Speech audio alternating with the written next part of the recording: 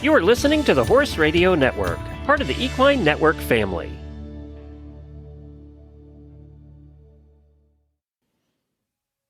Hi, I'm Sandy Olenek.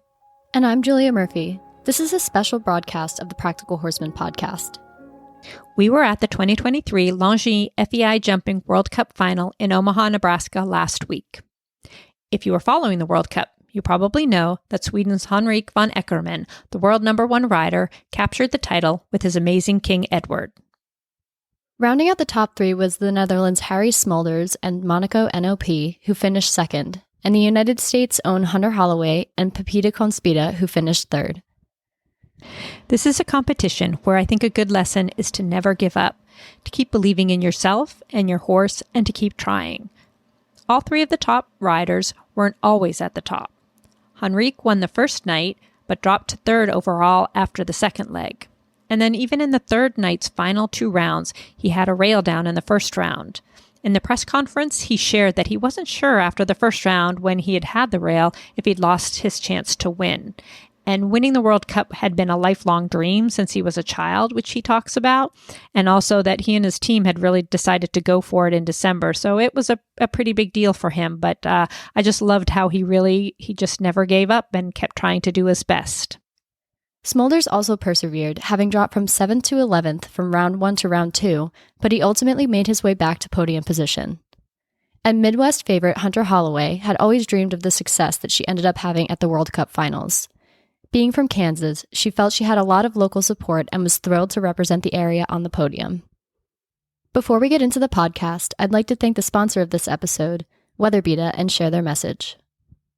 Experience the ultimate in equestrian style this spring with WeatherBeta, Dublin, and Collegiate.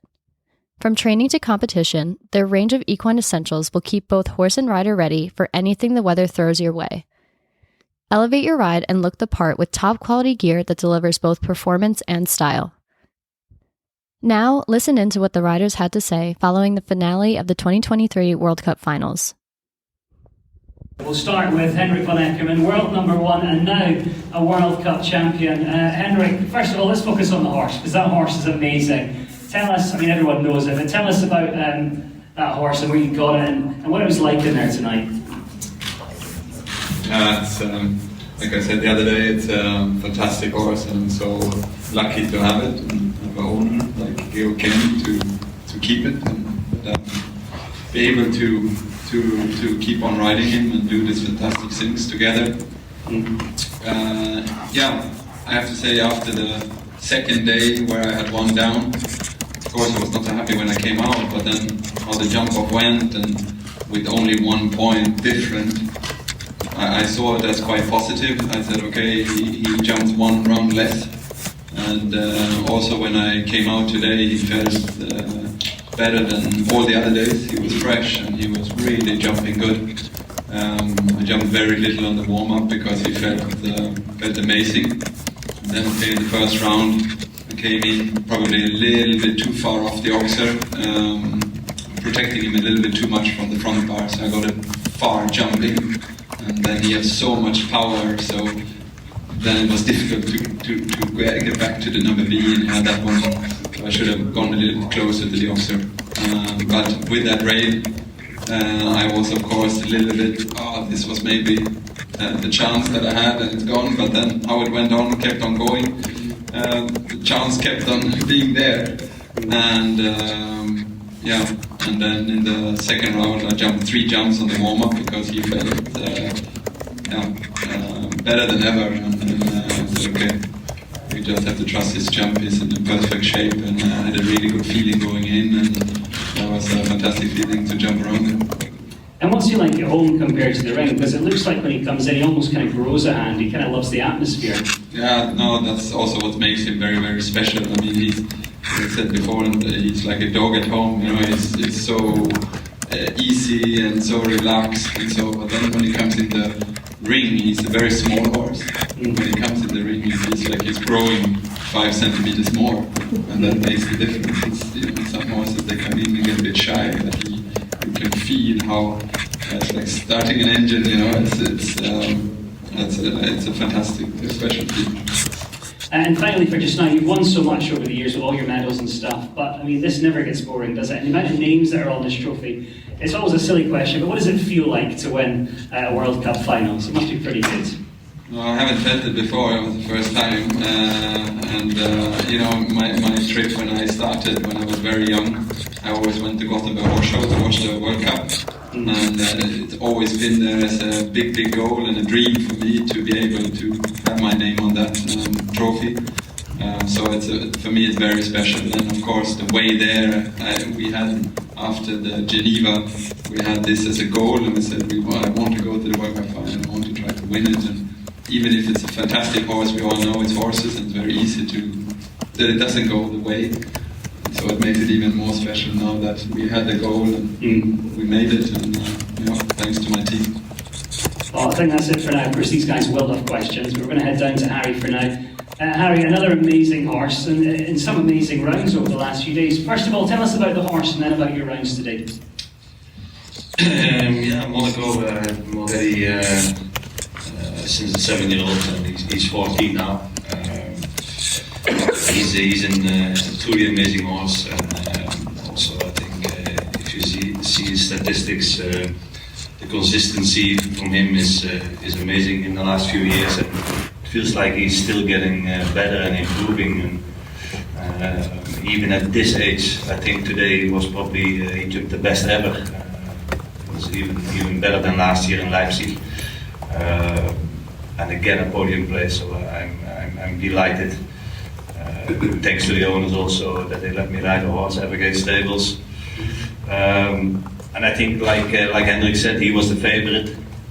Definitely he's King Edward is at the moment a horse that's dominating our sport. But then still to win, there's also different pressure, and you still need to handle all these kind of things. And I would have loved to go in the jump off, because Monaco was, I think also people that have seen this morning that Vecek, he felt still amazing in his energy level and focus, and this was probably a day that I could compete against King Edward. But I think it's also not, we don't need to be ashamed to be second in and to have such a champion in front of us. And do you think the format works where you have that day off before the final? Because so many of the horses came out kind of looking a bit fresher and sort of feeling really good after that day off. Do you like that? Yeah, Monaco is a horse that is really quick to charge himself again. Like I said, he has a lot of energy and he has a lot of blood, but he also recovers very quick from. And like Hendrik said, we didn't have to do the jump off. I had unfortunately also one rail on the Thursday, but like the energy we saved, that's probably why our horses did something extra today. Yeah, perfect. I'm sure these guys will have questions. We'll head on to Hunter now. Have you stopped smiling at Hunter, or are you still? Right. Well, you've been at every press conference as our highest ranked US rider, but you're now here as our third place finisher. Obviously, you took the horse to Leipzig last year. How soon after that did you start planning for Omaha? Immediately. And what's that journey been like? It's been great. You know, after we got the first one under our belt, she felt super and felt like I knew she could do it and I could do it. So I was just really excited to come back and attack it again on home soil. And how did you find the courses in there tonight? I love Bernardo's courses. They're super. I thought they were well suited to many types of horses, and I think they were courses that made the rider ride every stride of the course. There was no breaks, which is good. It's World Cup finals, it should be hard. And when you come into that ring, this is something we've kind of asked you all week, but the crowd, I mean, don't tell Henrik, but I think you got bigger cheers than him tonight, even after he won. How does that feel? Does it add the pressure on a little bit, or you just put that out of your mind? And... I appreciate it and I love it. You know, I'm from Kansas, which is only about 2 hours away from here, so I get a lot of that home support and a lot of that family support, and everyone here really makes you feel like family, and we have the whole US team here supporting as well, so it's a great feeling. Perfect. Well, can we actually get a mic to Bernardo, because he's down here hiding, and I think we should really ask him a question, because he's built his first World Cup finals now. Bernardo, everyone throughout the week, you've not been at the press conferences till this one, but I've complimented your courses. Pressure's off now. I'm taking it you're very happy, but just tell us about your courses and what kind of goes into preparing a course like this. First, I'm going to sleep great tonight. like those three, you know. Yeah. To be honest, I'm going to say something very cliche, but it's true. Not one person can produce this kind of jumps and tracks, and it's a whole team behind it, you know. And it's I have a great team behind me. Even if I have a bad day, they don't let me fall down. So it's me and my team special, you know. And a lot of thoughts. I went to Leipzig last year. We started immediately planning. It's been tiring, you know. And we try to make different tests every day to have the speed with some options, but not the flat race. They have to jump, so it's hard indoors to create nice options and still have a jumping test, not too tall, not too small. The second day harder, more efforts, jumps quicker, but not too big, just tall verticals. Today, okay, scope, different lines, some lines that they look like the turn to the Liverpool on second round onto the gate and then the double, but they have to flow. It took a long time to put them on the floor, for them to flow from, for example, now from the Liverpool to the FEI Oxford. So we try to create, it's the same horses with the same experts on top. We try to create different tests every time, and I think we got it, you know. I'm very happy with the result. I think we have a great winner. And like I said, I'm going to sleep great tonight. I bet. And we had some kind of novice, younger riders coming through as well. And I'm sure these guys might agree or disagree, but I think you kind of got it just right. You know, it was challenging enough for the number one in the world, but I think the younger riders left better, and I think all the horses will left better as well. Would you guys kind of agree, or feel free to say that? Yeah, I just spoke to him before, and actually before the last round I already said, because it's easy to say, oh, it was a great course because I won it. But I said before, congratulations, because he did it perfect. He was good to the horses. It was exciting to the last rider, yeah, I think he fantastic. Hendrik, can you talk about, obviously you've talked a lot about King Edward and how incredible he is, but I think one of the most incredible things is how consistent you guys have been. Is there something particular that you guys do, that he does, you know, to produce such top results over and over again?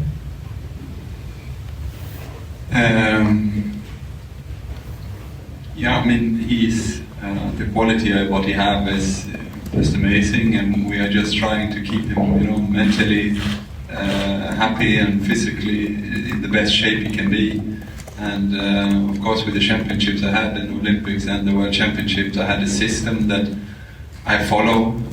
For example, you know, that when it comes to the championship, I just launch him. I never ride him before. I just 2 hours before I launch him a bit, make him warm in his body, just to try to keep his energy up, to keep him fresh and happy. And yeah, I know him very well, and I trust him, and yeah, like I said, that makes also the difference between a really good horse and a superstar like he is. You know, he can perform, and he's just getting better and better. Like also like Harry said about his horse, you know, it's just getting better and better every day. The last round was the best round he did. And it was the same in the World Championship. And of course, as a rider, when you sit on the horse like that and you have this feeling that the horse is just growing into it, it gives you self-confidence. And it's an amazing feeling, and that's why it's so great. What's the next thing you're going to win? First, I have to first you have to come home and just go in the field and have an easy time, and then we make a new plan for him that suits him. Thank you. Harry, can you talk a little about, you were coming in 7th today, you know, what the mentality is? Obviously it's not over until it's over, so, you know, what were you thinking coming into today? Yeah, like we said, I was 7th, but I was on five penalty points, so I knew I was trusting the course designer, of course, today, that he was going to build something technical and difficult. And like we said already, like with the chef de keep, just answering before, the one who's going double clear today, he's out of these top positions. That's probably going to be the winner. And we just talked about, we had only one double clear, so in that way we were right. But I would have liked to been that one, to the go double clear.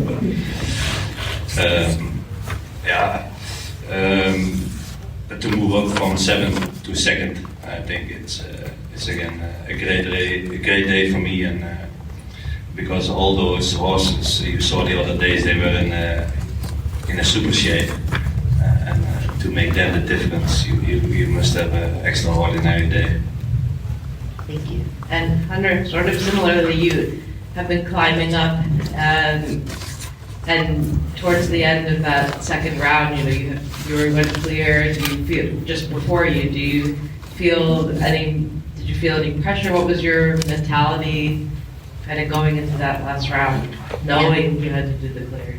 Yeah, I think I came to the day tied for 5th with Yuri, and I was really hoping to go for double clear, and I made a few mistakes in the first round. My horse was super. She should have been clear. I was not. And I knew I really needed to fight for that clear round, every bit of it, and that's what I tried to do the whole way around, is just fight for that clear round, every second, every inch. Any other questions? Jan over here. Oh yeah, sorry.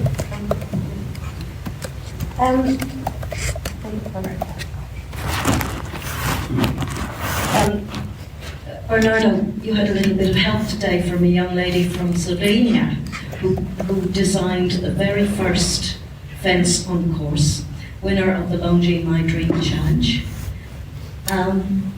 Would you like to say a little bit about how nice it was to have help from a 13-year-old girl?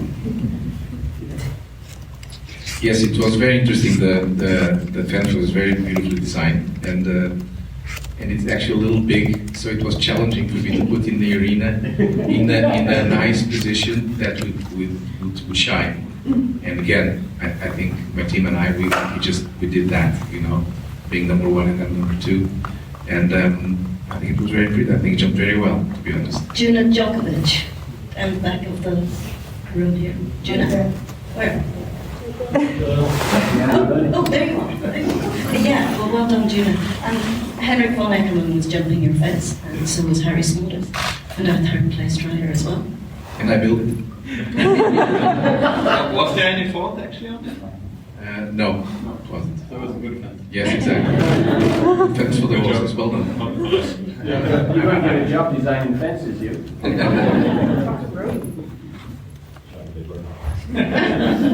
Any other questions? Could I just ask one more?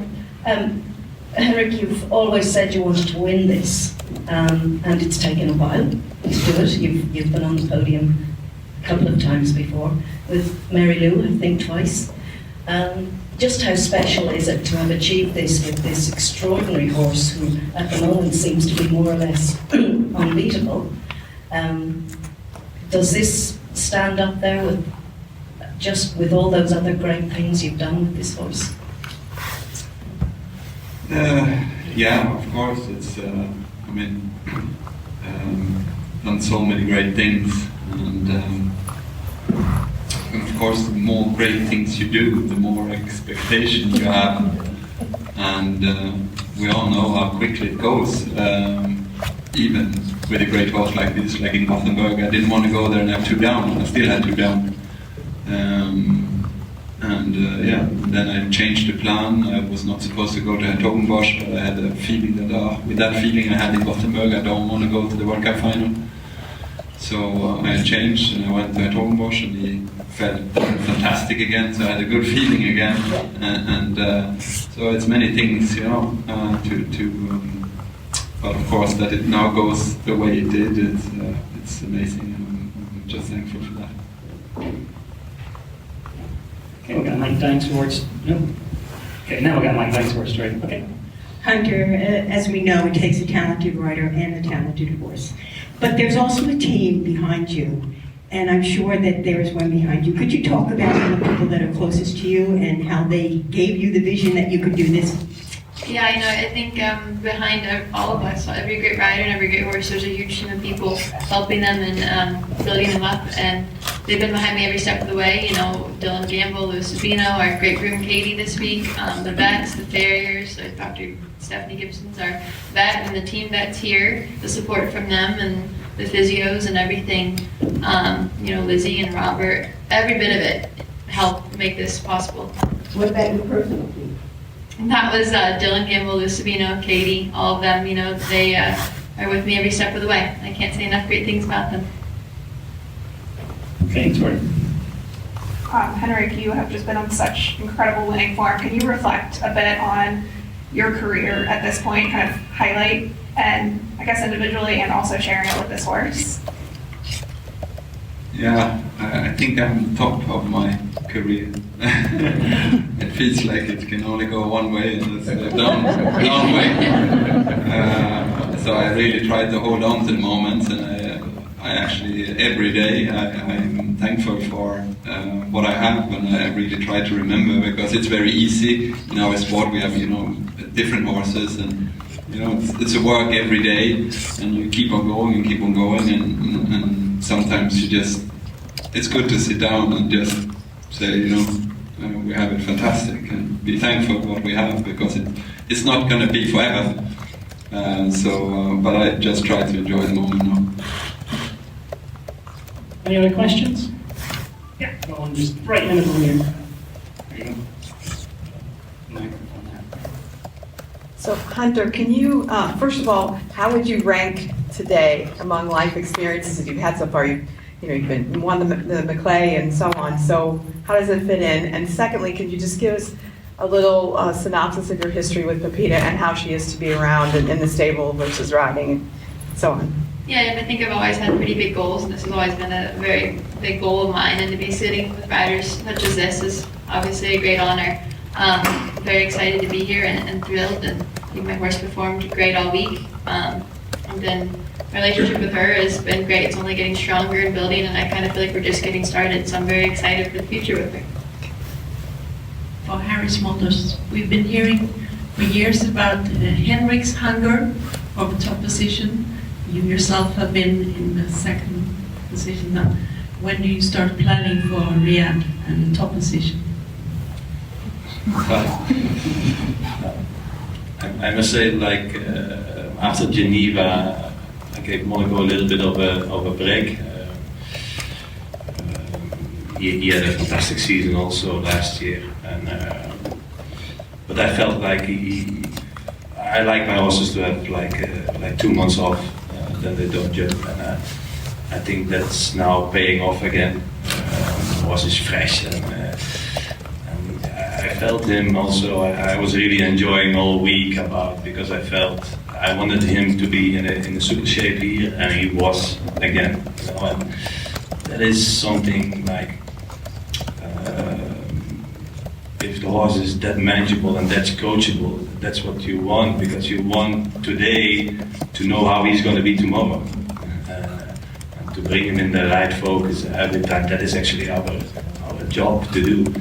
And when they then respond like that, I was anyway, depending on my place, of course I want to win, but that horsemanship and what he gives you back, I was enjoying him the whole week.